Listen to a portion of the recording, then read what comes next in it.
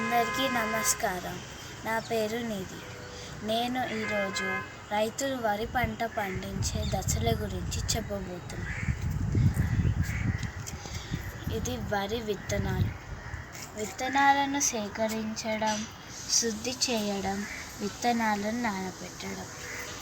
విత్తనాలని 2 రోజులు ఇలా నానబెడతారు.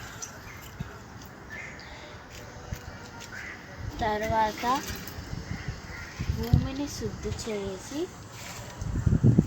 విత్తనాలను ఈ విధంగా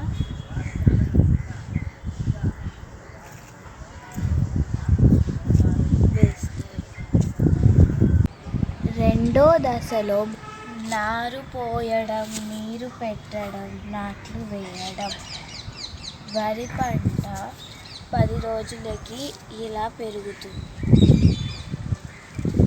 ఈ పెరిగిన పంటకి కలుపు తీయడం, ఎరువులు వేయడం, పంటను పక్షులు, కీటకాలు, జంతువుల నుండి రక్షించడం చేస్తారు. పండిన పంటలను ఈ విధంగా కోత కోస్తారు. 2 రోజులు ఎండబెట్టాక ఆ కోతను ఇలా బండకి కొడితే ఒడ్లు రాలుతాయి. వాటిని ఇలా పైనుండి వేస్తే చెత్తంతా ఎగిరిపోయి ఇలా వడ్లు కింద రాలుతాయి.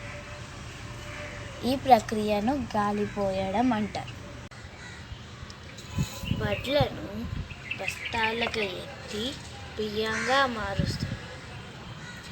ఇలా ఎన్నో దశలను దాటి మనం తినే బియ్యాన్ని మనకు అందిస్తాడు రైతన్న.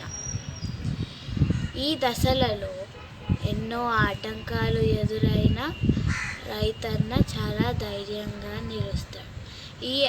ఈ దశలలో ముఖ్యమైనవి అతివృష్టి, అనావృష్టి.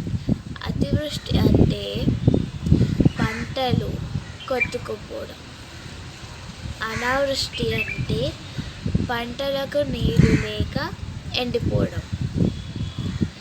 ఇలా ఎన్నో ఆటంకాలు ఎదురైనా మన రైతన్న ధైర్యంగా ఉంటాడు. పంటలు బాగా పండాలని, ఆనందైశ్వర్యాలు పొందాలని కోరుతూ తొలకరి పలకరించే సమయమైన జూన్ నెలలో ఏరువాక సంబరాన్ని నిర్వహిస్తారు.